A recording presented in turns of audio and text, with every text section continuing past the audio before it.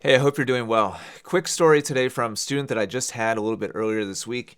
More than ever, I'm convinced that people's ability to learn and pick things up and just kind of automatically incorporate techniques and change habits, their ability to do that is very much on a spectrum or a scale.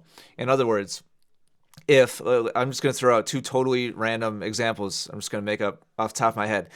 If you are 80 years old and you've been playing tennis for 60 years and you have a continental forehand grip and you come to me and you want to change your grip to a semi-western grip and you have 60 years of habit built up, and in addition to that you're a 3-0 player, let's say. Again, I'm making this person up just as an example. You're a 3-0 player, so not very high level. You're 80 years old and you've been using this particular grip for 60 years. That person is going to have a much harder time making that change. And maybe this is obvious at first, but just bear with me.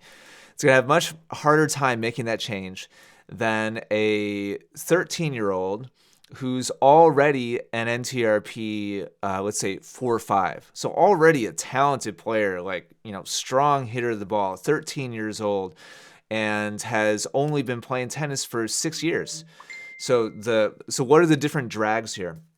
The younger somebody is, the more plastic their brain connections are, the more their neurological pathways can be moved and bent, and they can just decide to do something different, and they can just do it different because their brain is more plastic. It's more movable. It's more moldable at that age.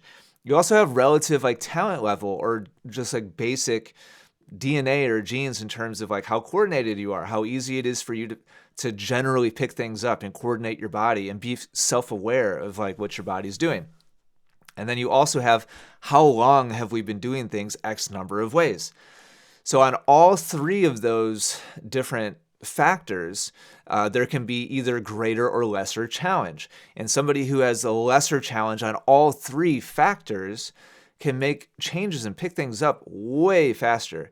So case in point, I just had a high school junior, I think he was 17, and I almost never work with with high school kids or like kids in general because I won't get into it in this video. I hardly ever do. And this kid was great. Had a really good time. Focused, tried hard. He listened. But it was an incredible experience for me as somebody who mostly works with players in their 40s, 50s, 60s, 70s, and generally like around 3-5 level.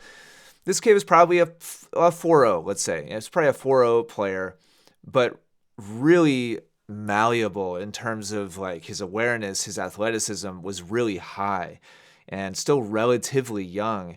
And so it was incredible for me to experience being like, okay, just do this and then this and then this, and giving him more to work with than what I would normally do with a student, having him do some shadow swings, tossing him a ball, and then he would just do it. And he'd be like, oh yeah, oh I get it. Oh, that's different. I like it. And which was kind of mind blowing for me because I've been working with somebody that age in like a couple years. So it was just a reminder for me, and I want to pass it on to you that it's a big spectrum. It's not like it's either going to be easy for you or hard for you. And there's multiple factors. There's your age in general. There's how deep or old your habits are, and there's your general coordination level or athleticism or talent level or whatever you want to call it.